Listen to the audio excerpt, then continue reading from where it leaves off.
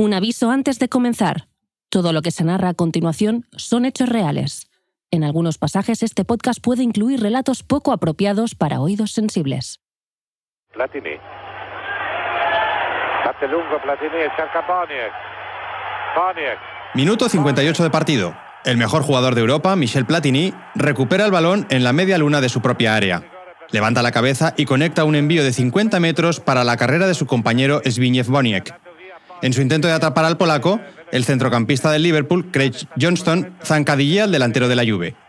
La toma televisiva muestra que la acción es fuera del área, pero el árbitro decreta penalti. Era cominciato leggermente fuori, comunque calcio di rigore. Platini, rumbo a su tercer Balón de Oro y estrella indiscutible de la Juve, se dirige a los 11 metros para intentar batir al portero red, Bruce Grobbelaar. Así narraba Bruno Pizzul, el reconocido y recientemente fallecido locutor de la RAI, la ejecución de la pena máxima. Michel Platini. Gol. Juve en vantaggio. Sorprende, ¿no? Platini acaba de marcar el gol que le valdrá a la Juve su ansiada primera Copa de Europa. Y sin embargo, la teórica euforia desmedida del momento contrasta con el tono apagado de Pizzul. No es para menos. Apenas a unos pocos metros de la piña de jugadores que celebran el 1-0, en los vomitorios del estadio de Heysel, se acumulan decenas de cadáveres. Serán 39 los fallecidos, la mayoría de ellos italianos, aficionados que fueron a ver una final de la Copa de Europa y no volvieron, atrapados en una trampa mortal. Víctimas no solo del hooliganismo, también de la decrepitud de unas instalaciones desfasadas, de la negligencia policial y de la corrupción de las instituciones. Ingredientes que hacen de ese Juventus-Liverpool, de ese estadio de Heysel, de esa fatídica noche del 29 de mayo de 1985, el episodio más vergonzoso en la historia de la Liga de Campeones.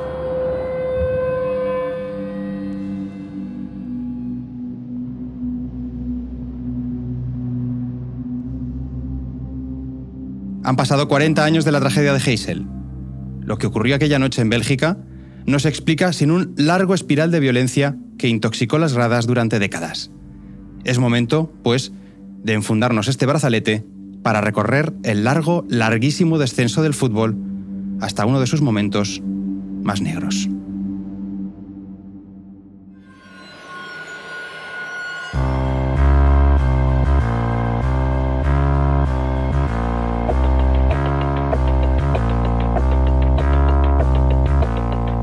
Más allá de los focos y la fama, de las victorias y el dinero, el fútbol cuenta también con su lado oscuro. Relatos de perdedores en el campo y en la vida. Equipos malditos, jugadores desaparecidos, estadios trágicos. Ya es momento de que algunas de esas historias y sus protagonistas abandonen la penumbra del olvido. When the aggressive culture come along, like I told you, the skinhead culture, the Jews gangs. Addressed the Tottenham fans and said, "You are disgracing yourselves as Tottenham supporters. You are disgracing the British people." Yo soy Aitor Lagunas y esto es Brazalete Negro de Panenka Podcast y Radio Primavera Sound con la colaboración de Estrella Damm.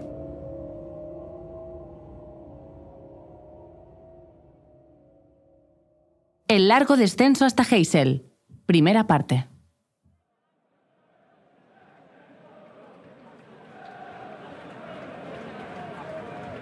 Esta tragedia no se entiende sin un caldo de cultivo desarrollado durante años hasta estallar en el evento más importante del fútbol de clubes. Empecemos por la elección de la sede. En febrero de 1985, 3 meses antes de la final, la UEFA decidía que el estadio belga de Heysel albergaría el partido decisivo de la Copa de Europa. Roger Churiac, coordinador de Panenka, nos guía por ese recinto.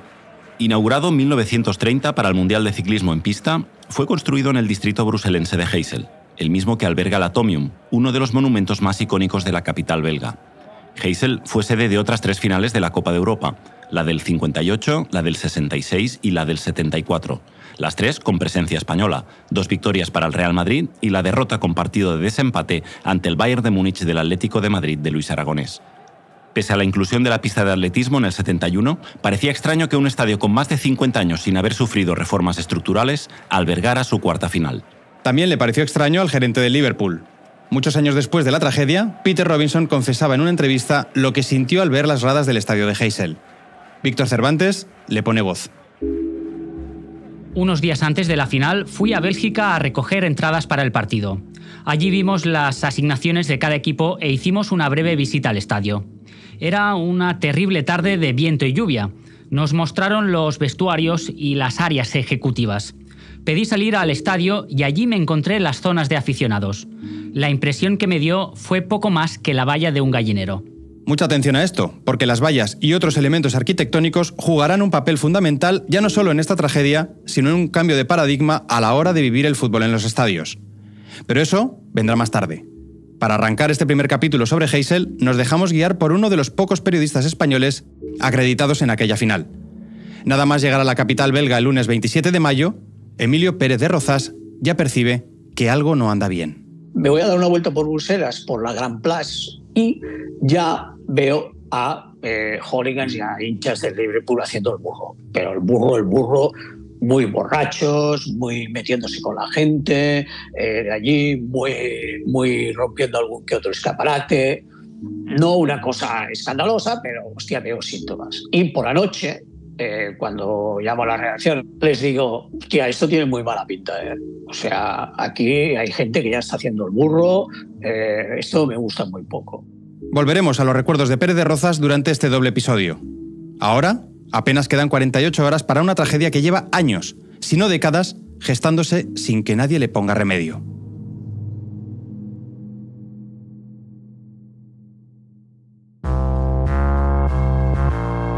Estás escuchando Brazalete Negro, el true crime del fútbol. Ahora con 2 capítulos al mes y una newsletter semanal. Suscríbete en brazaletenegro.com.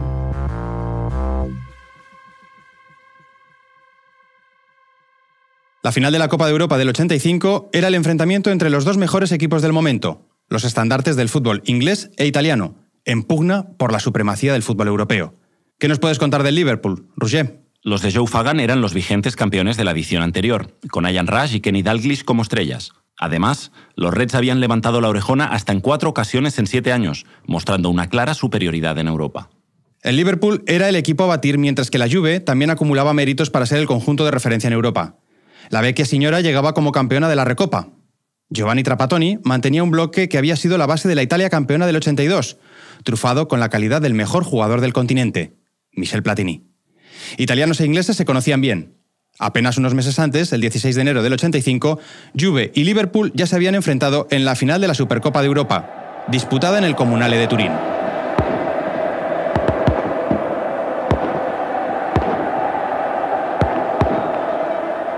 Esto que oís es la pirotecnia quemada por los ultras de la Juve minutos antes de empezar el partido. La luz rojiza de las bengalas contrastaba con la nieve acumulada en los bordes del rectángulo de juego. Y es que la gran nevada que cayó esos días sobre el norte de Italia no impidió que los ultras juventinos llenaran las gradas de fuego y humo.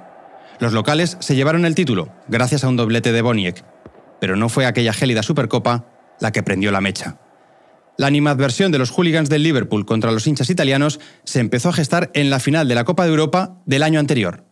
Lo de Heysel, pues, no se explica sin lo que ocurrió un año antes, el 30 de mayo de 1964, en la emboscada del Estadio Olímpico de Roma.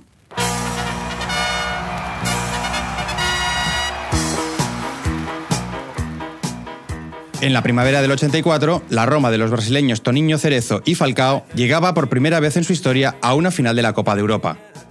La sombra de la sospecha se cernía sobre el conjunto giallorroso por la manera en la que había accedido a la final. Andrea Ginés ha dado con la noticia en la hemeroteca del País. El Tribunal de Roma ha abierto una investigación por presunto delito de estafa en el partido Roma-Dundee United de las semifinales de la Copa de Europa 83-84. En el centro está un personaje importante de la vida política y deportiva italiana. Se trata del presidente de la Roma, Dino Viola, senador de la República Italiana por el Partido Demócrata Cristiano. Viola está acusado de haber comprado al árbitro francés Michel Botrot antes del partido Roma-Dundee United, encuentro que acabó con la victoria de la Roma por 3-0, dándole el pase a la final. Bien, la investigación no fue concluyente, y además, como un guiño del destino, aquella final se disputaba en el Estadio Olímpico de Roma.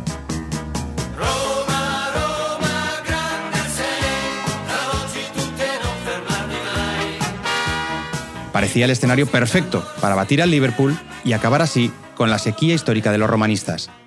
Tras el empate a 1 en los 90 minutos y la prórroga, el partido se fue a los penaltis. Era la primera vez que una final de la Copa de Europa se decidía desde los 11 metros. Ahí emergería la figura del portero Bruce Grobbelaar y sus piernas de espagueti, que forman parte ya de la historia del fútbol. Aunque el zimbabuense no logró atajar ningún disparo, los italianos Conti y Graziani marrarían los suyos, dándole el título al Liverpool.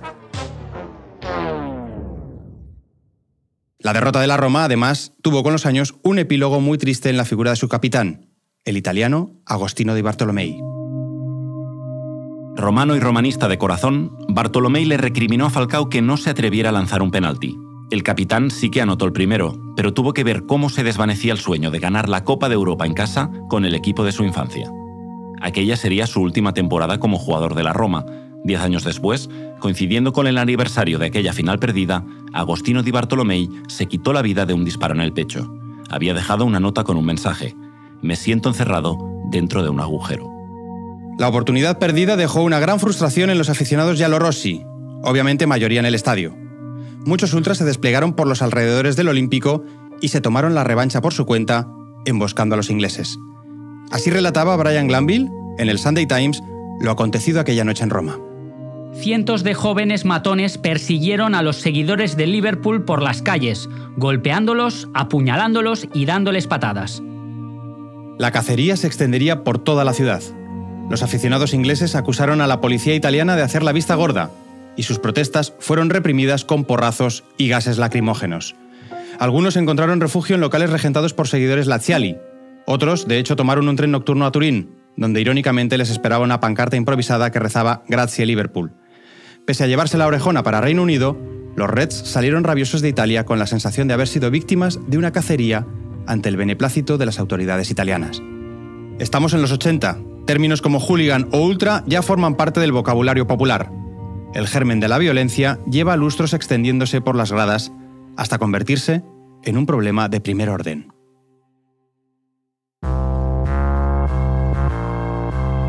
Brazalete Negro, el true crime del fútbol. Síguenos en nuestras redes sociales y suscríbete a nuestra newsletter semanal en brazaletenegro.com.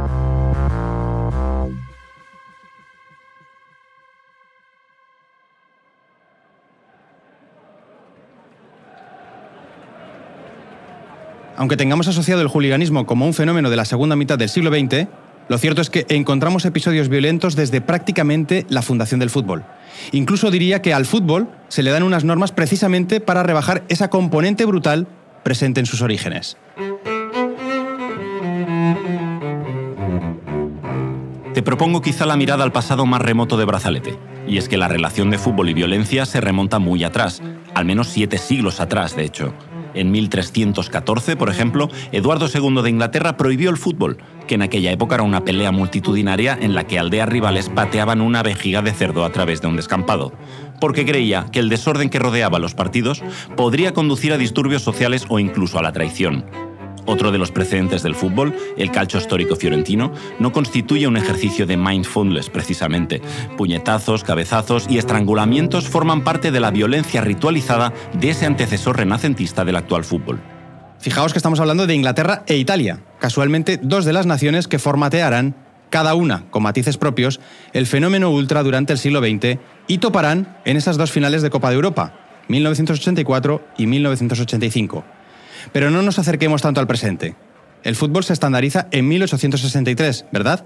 Pues las primeras escaramuzas no tardan en producirse. Ese primer deporte victoriano arraiga en el norte industrial de Inglaterra y allí generará sus primeros sospechosos habituales, los seguidores del Preston North End. No se trata de un club cualquiera, sino uno de los 12 cofundadores de la Liga Inglesa en 1888. De hecho, es también su primer campeón. El Preston North End se alzó con los 2 primeros títulos. Pero incluso antes de crear la Liga, en 1885, un amistoso entre ese equipo y el Aston Villa acabó en un ataque de sus hinchas con palos y piedras.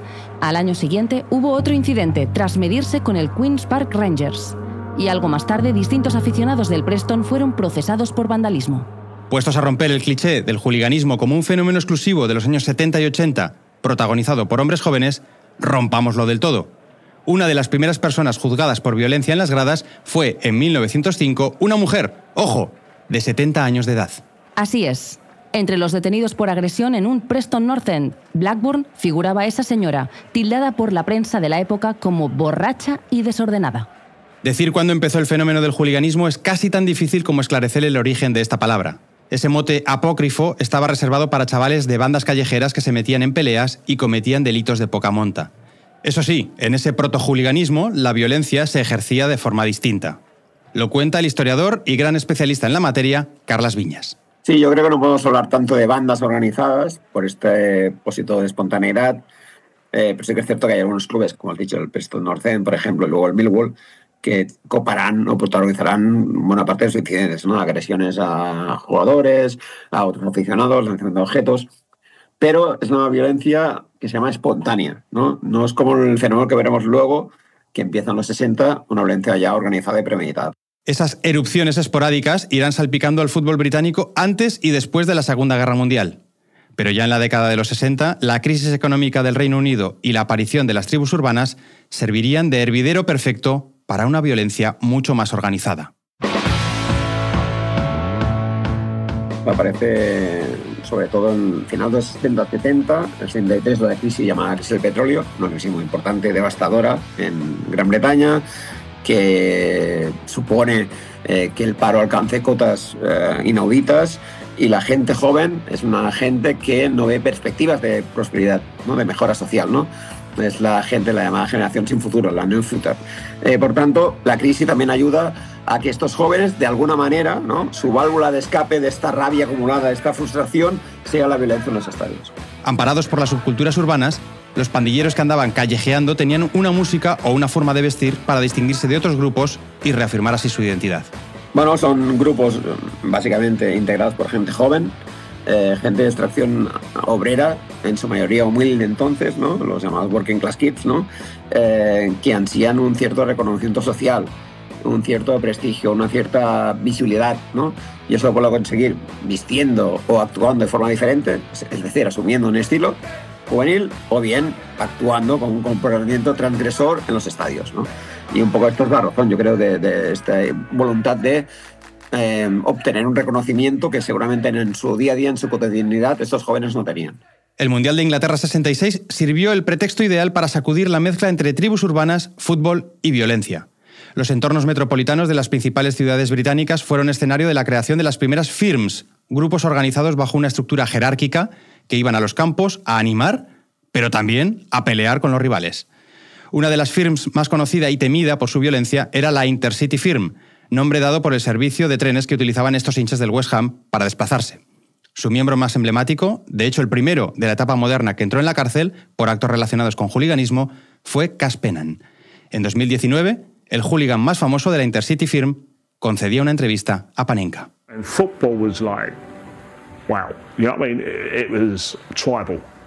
fútbol era algo tribal y de repente yo pertenecía a esa tribu. Cuando llegó esa cultura agresiva de los skins, aparecieron también las bandas. Había bandas en el colegio, en las calles, en todas partes. Hay una fina línea entre que te hagan bullying y pasar al otro lado. Aprendí desde muy pequeño que mi mejor arma para contestar era mi puño. En los 70 el juliganismo se había extendido gracias a su efecto mimético y en el resto de Europa empezaba a denominarse como la enfermedad inglesa. Pero la violencia y el juliganismo en las gradas no eran solo un problema meramente británico. Rápidamente se extenderían por el continente. Yo creo que sí que es el momento de máximo apogeo de esta violencia y tiene mucho que ver con las competiciones europeas, ¿no? Con los equipos británicos viajando por toda Europa, esparciendo lo que es la llamada enfermedad inglesa, ¿no? La British Disease. De hecho, es como se exporta el fenómeno, sobre todo Liverpool, que es el gran conjunto ganador de la época, ¿no? De las Copas de Europa. Sus seguidores son los que exportan una manera de comportarse, un estilo de vestir concreto, la moda, las modas ligadas al tema de los grupos organizados y seguramente es como el mejor difusor, ¿no? First minute of the second half, and that is it. Rangers have won here in Barcelona. Los más veteranos quizá todavía se acuerden de la final de la Recopa de 1972 en el Camp Nou entre Glasgow Rangers y Dinamo de Moscú. El día en el que la policía franquista tuvo que lidiar con una invasión escocesa. La primera vez que España conocía el juliganismo.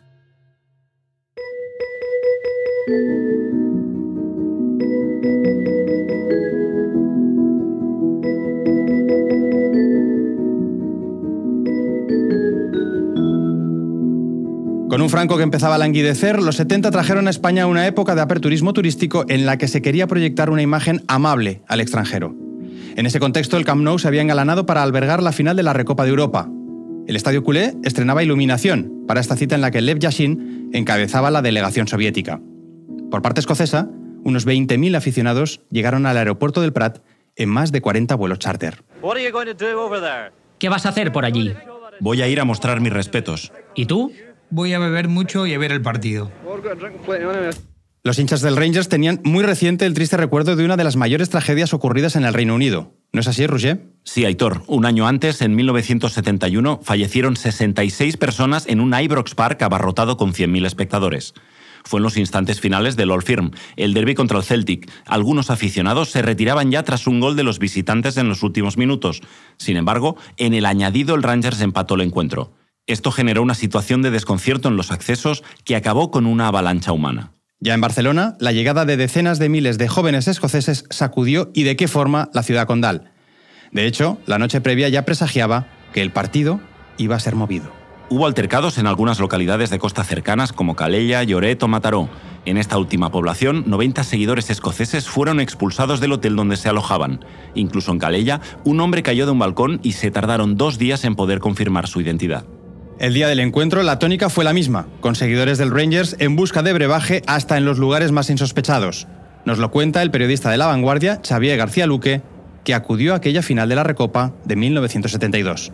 Durante la tarde hubo ya bastantes aficionados que fueron dirigiéndose al Camp Nou, aunque faltaban muchas horas para el partido, y buscaron dónde beber, para entendernos, y en esa época, en la Masía, en el edificio histórico del club de la Masía, había un pequeño bar. Y lo tomaron al asalto. Fueron allí a beber todo lo que había allí, se pusieron por los jardines allí con las botellas y al final tuvo que intervenir el club para cerrar el bar e impedir que siguieran bebiendo. El encargado del bar se enfadó mucho porque les explicó que les estaba colocando todas las reservas de licor 43 que le habían quedado desde la inauguración del Camp Nou y que nadie quería. Y a los escoceses se las iba vendiendo todas y él iba fantástico porque aquello ya no sabía a quién vendérselo. Estaba quitándose el stock del 57 todavía, ¿eh? Sí, de una bebida pues que no era habitual de tomar allí y debía tener cajas de licor 43 y es lo que les vendía a los escoceses. Controlar este flujo de gente, en muchos casos alcoholizada y violenta, no debía de ser tarea fácil. Pero además, los grises, el cuerpo de policía de la España franquista, para nada estaba acostumbrado a lidiar con el incipiente fenómeno del hooliganismo. Era un fenómeno totalmente nuevo que pilló desprevenido incluso a la policía española. Para que te hagas una idea, días antes de la final, una delegación de los seguidores escoceses estuvo en Barcelona, estuvo hablando con la gerencia del club, que en aquel momento la llevaba Armand Caravent, y le dijeron que estuvieran prevenidos, que venía mucha gente de Escocia y que eran incontrolables, que no saben ustedes lo que se les va a caer encima. Y incluso una frase le dijo el representante de los escoceses, que es buenísima, que le dijo: para nosotros el fútbol es la excusa, lo que realmente nos interesa es la guerra con la policía. Aunque era la primera vez que la policía se veía inmersa en esta guerra, los grandes estadios del fútbol español ya habían vivido episodios violentos previamente. ¿Me equivoco, Andrea? No, Aitor. Tenemos la final de Copa del 68 entre el Real Madrid y el Barça, popularmente conocida como la final de las botellas por la gran cantidad de envases de vidrio que el público del Santiago Bernabéu lanzó al acabar el encuentro. 2 años más tarde, en el 70, hubo otro clásico copero muy caldeado. En el Camp Nou se disputaba la vuelta de los cuartos de final cuando el árbitro Emilio Carlos Guruceta señaló un penalti de Rifé.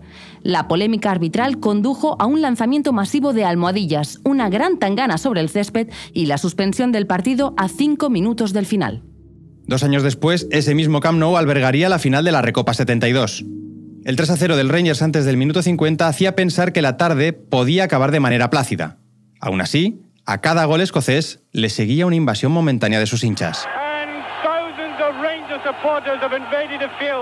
Una de las personas mejor situadas para explicar esto y con las que conseguí hablar fue con el árbitro. El árbitro del partido era español, era José María Ortiz de Mendívil. Y me dijo, primero, que no hubo el menor problema futbolístico.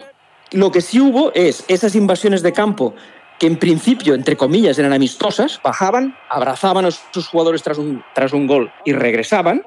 Y él estaba sorprendido, dice, debe ser la primera vez en la historia que invaden el campo y no van ni a por el árbitro ni a por el equipo rival, sino simplemente a felicitar. El Dinamo de Moscú logró ponerse tan solo un gol por debajo, cosa que caldeó y mucho los compases finales. Con el 3-2 en el marcador, al silbatazo final de Ortiz de Mendívil, los aficionados del Rangers asaltaron de manera definitiva el césped del Camp Nou.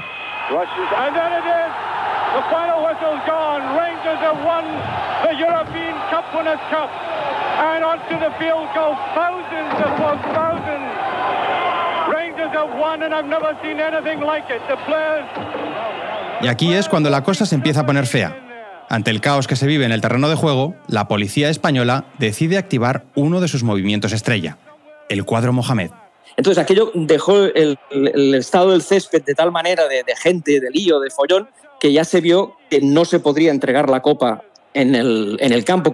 Pero primero intentaron hacerlo en el campo. Y para hacerlo en el campo, la policía le dijo al presidente de la UEFA, que estaba atemorizado, le dijeron, usted no se preocupe, que nosotros tenemos el cuadro Mohamed.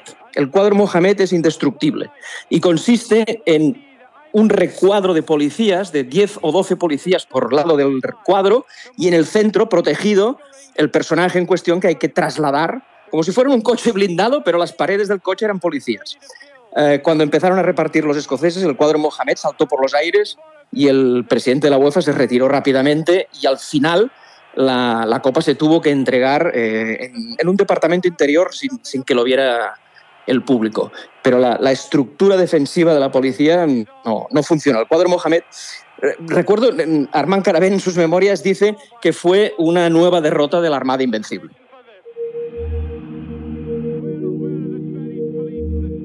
Los porrazos de las pocas decenas de grises no servirían para disipar una invasión de campo que se alargó por 2 horas, con un resultado de un fallecido y cerca de 100 personas heridas. El título tuvo que entregarse en dependencias interiores y el Camp Nou quedó arrasado, con desperfectos que superaron los 2 millones de pesetas. La barbarie fue de tal magnitud que el alcalde de Glasgow tuvo que mandar un telegrama de disculpas al entonces alcalde franquista de Barcelona, José María Porcioles. Deseo expresarle en mi nombre y en el de la ciudad de Glasgow el pesar por la conducta de una minoría de seguidores del Rangers en Barcelona y su periferia. Puedo asegurarle que esto no es típico del público aficionado del fútbol de Glasgow y Escocia. Este es el recuerdo del primer día en el que España probó el sabor amargo de la violencia hooligan. El Rangers fue el primer equipo sancionado sin jugar en Europa al año siguiente. Además, la UEFA anunció que no volvería a conceder finales a estadios sin sistemas de protección antifanáticos, como se denominaba entonces a vallas, alambradas o fosos. Supuestas protecciones, cada vez más habituales, pero que se revelarían insuficientes e incluso contraproducentes una década después en Bruselas.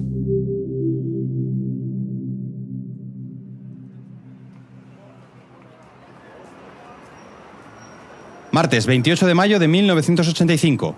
Miles de aficionados del Liverpool y Juventus van aterrizando en la capital belga para disfrutar de la final de mañana.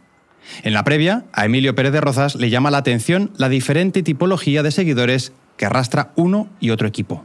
Los hinchas y las aficiones de los dos equipos eran totalmente distintas. Es decir, los ingleses eran unos chavales jóvenes que habían ido a pasárselo en grande y que una parte eran más ultras o más hooligans y otros eran más, Beatles y más divertidos y tal y cual, mientras que los hinchas de la Juve se caracterizaban por ser casi una familia. Y esa mezcla, que no llegó a mezclarse del todo ni a haber grandes altercados, tenía como distinción que los ingleses seguían haciendo el burro.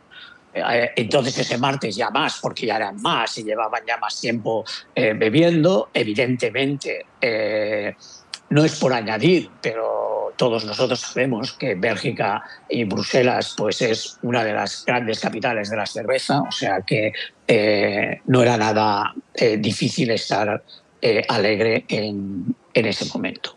Aquí es donde el enviado especial del país empieza a intuir un peligroso cóctel, compuesto por la impunidad de los violentos y por la pasividad de las autoridades.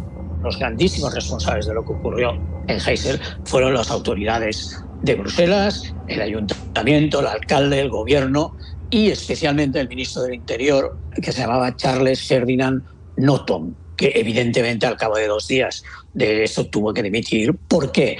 Pues porque algo que yo detecté el lunes por la tarde, que el martes durante todo el día ya era bastante escandaloso, esta gente se lo tomó a pitorreo. O sea, pensó que no había ningún peligro de que aquello acabara transformándose en una tragedia en el estadio.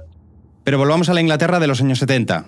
Habíamos dejado a los incipientes hooligans creando sus primeros grupos. Esas firms crecerán hasta congregar a miles de personas bajo sus emblemas. Los incidentes en los campos, cada vez más graves, se acumulan hasta que en el año 1974 la concatenación de varios episodios hace abrir los ojos a la opinión pública.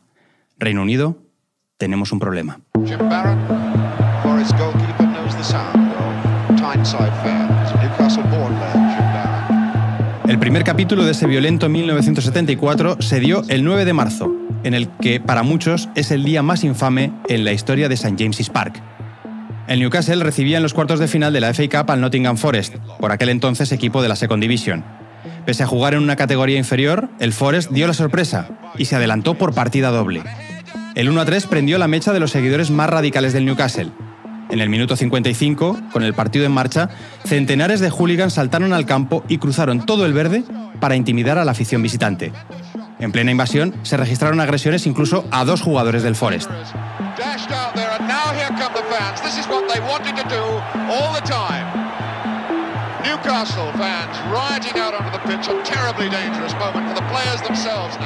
La prensa recogería el escándalo. Atención a la curiosa, literaria y probablemente acertada definición del presidente del Newcastle. La policía usó a sus perros para dispersar a los cientos de seguidores del Newcastle del terreno de juego. 33 personas fueron llevadas al hospital, 2 de ellas con fracturas en el cráneo, y hasta 103 heridos fueron atendidos en el mismo estadio. El presidente del Newcastle, Lord Westwood, describió hoy a los seguidores de su club como fanáticos Jekyll y Hyde, a su vez maravillosamente leales y vergonzosamente violentos. Apenas un mes más tarde, un derbi de Manchester serviría para cerrar la violenta tournée de la Red Army, la firm de los seguidores mancunianos por los estadios de la First Division. Ese derbi de abril de 1974 sería aquel en el que Denis Law, con la camiseta del City, haría de verdugo del equipo de su vida.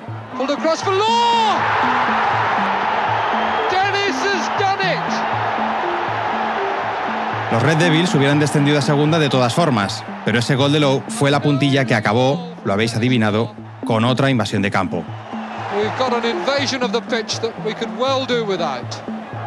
Esta vez la invasión no tuvo consecuencias, pero el descenso del Manchester United sí, porque recrudeció el comportamiento de sus hooligans. En los meses siguientes, la Red Army sembraría de violencia sus desplazamientos, muchas veces superando en número a las aficiones locales.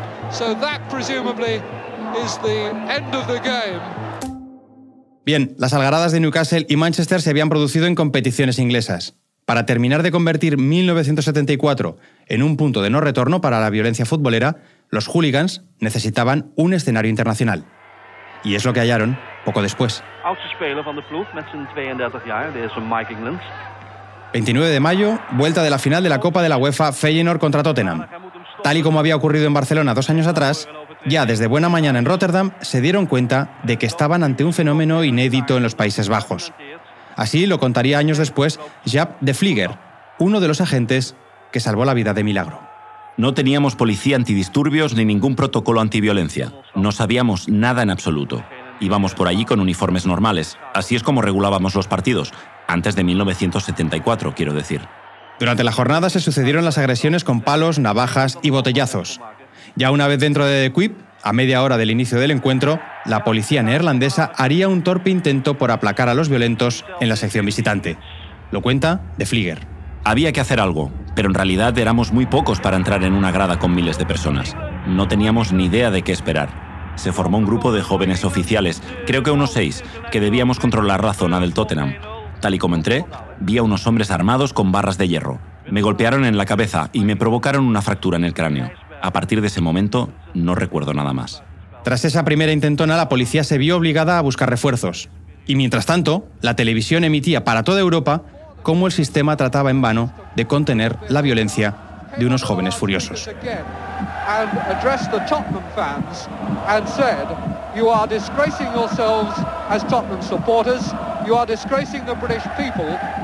Las escaramuzas acabarían con 200 heridos y 50 aficionados arrestados, en otra negra noche para la imagen internacional del fútbol inglés. El Feyenoord se llevaría aquella final, pero los hooligans del Tottenham plantaron una semilla de violencia que arraigaría con fuerza en The Quip. La enfermedad inglesa empezaba a extenderse por el continente.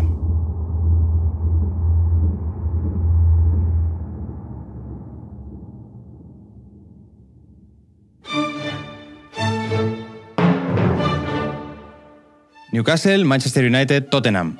3 aficiones, 3 postales de furia en el transcurso de unas pocas semanas. Es la constatación de que en 1974 la llama del hooliganismo ya ha prendido con fuerza. En agosto de ese mismo año, un seguidor del Blackpool será acuchillado en su estadio. En 1975, la final de la Copa de Europa entre Bayern y Leeds acaba con la destrucción del fondo ocupado por los hinchas ingleses. Y en 1977, el programa de la BBC Panorama dedica un reportaje a los hooligans del Millwall. Lejos de mermar el atractivo de la violencia, aquella emisión en prime time multiplica la cantidad de films. No es algo puntual, ¿verdad, Andrea? No, es algo de lo que habla en su autobiografía John Lydon, líder de los Sex Pistols y padre del movimiento punk. La música, el hooliganismo y el boxeo fueron las válvulas de escape de la clase obrera. Válvulas de escape para una generación nacida después de 1945, que, por tanto, no conoció la guerra, pero sí otro tipo de conflictos. La década de los 70 en el Reino Unido estuvo marcada por un desempleo juvenil del 20%, recortes al estado del bienestar y declive industrial. En este caldo de cultivo, bandas como los Mods, los Rockers y posteriormente los Hooligans canalizaron la frustración. Según un estudio de la Universidad de Leicester, el fútbol se convirtió en una guerra simbólica donde jóvenes de clases obreras reafirmaban identidades mediante la confrontación física.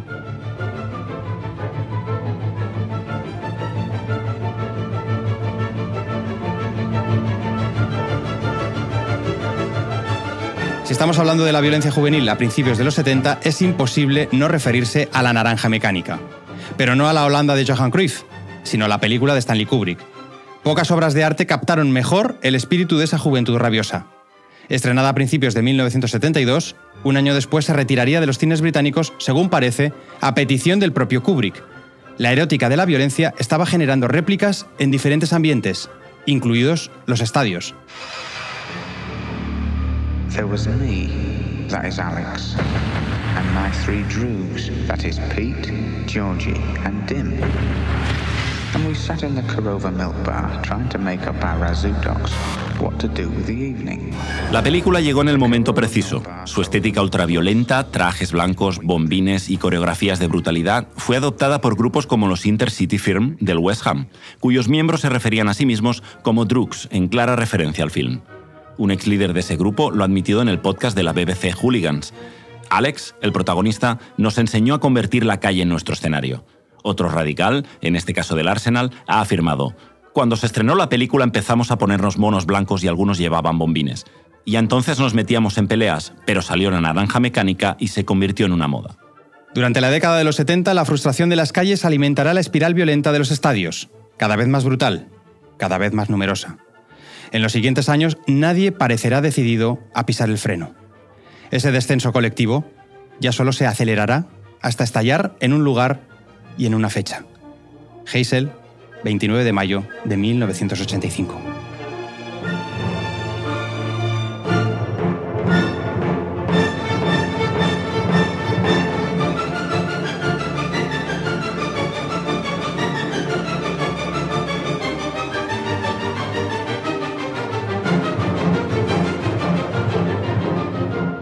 Hasta aquí el primer brazalete sobre Heysel. En breve te espera el final de este doble episodio. El True Crime del fútbol tiene también su newsletter en brazaletenegro.com. Como sabes, este podcast es una coproducción de Panenka y Radio Primavera Sound, con el apoyo de Estrella Damm. Síguenos en las redes sociales, comenta este episodio en tu plataforma y, sobre todo, no olvides decir que nos oyes. Gracias a Emilio Pérez de Rozas y a Carlas Viñas por sus testimonios. Víctor Cervantes ha firmado este guión, Matías Rossi se ha encargado del diseño de sonido, Edu Boada y Joan Cebrián de las redes sociales, y Andrea Ginés y Roger Xuriac de las locuciones. Además, André Ignat, Rob Román y Nacho Medina han colaborado en la técnica. Marta Saricruz es la productora ejecutiva y yo soy Aitor Lagunas. Gracias por escucharnos. Y recordad, Bill Shankly no tenía razón. El fútbol, a veces, sí es una cuestión de vida o muerte.